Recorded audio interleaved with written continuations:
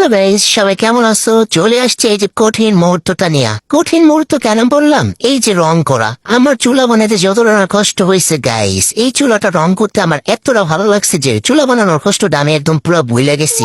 তো দেখো, আমি একটা বাটির মধ্যে একটু রং নিয়ে নিছি, আর এই রংটা একদম পরিমাণ মতো সুন্দর করে মিক্স করতে হবে। যদি পাতলা হয় তাহলে একদম রংটা ভালো হবে না, গাঢ় হবে না।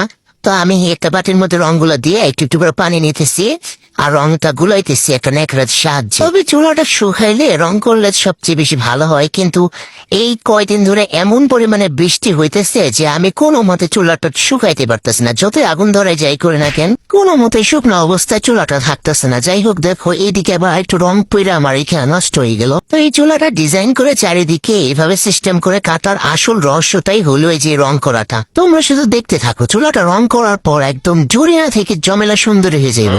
আমি তো খুব বেশি এক্সাইটেড। রং করার পর এই চুলাটার মধ্যে আমি ঠিক কবে রান্না করবো গাইস, আমার তো ঘুম আসে না রাত্রে। কবে এটা ভালোভাবে শুকাইবার, কবে রান্না করবো।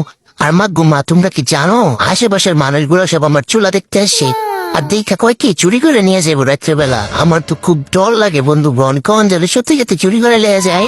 না না, চুরি করতে পারবো না, আমার তো পুষ্করের মধ্যে বেঙ্গু দাদা আছে। আমার আর ভয় কিসের, আমার বেঙ্গু দাদা পাহারা দিয়ে আসবো। যে চুরি করতে আসবো তার একটা টুস করে গলি মেরে দিব, সে খালাস। দেখছো গাইস, তুমি বলে কত বেশি কষ্ট করি আমি, আর তোমরা এত সুন্দর একটা চুলা বানায় তুমি উপহার দিলাম, তার লেগে কি একটা শেয়ার হয় না? যজ্ঞ, তোমাদের সাথে গল্প করতে করতে দেখো আমার চুলাটা একদম রং করা হয়ে গেছে। আর হ্যাঁ, এই চুলার মধ্যে সবচেয়ে প্রথম তার নাম নিয়ে রান্না করব, অবশ্যই কমেন্টে জানাবা।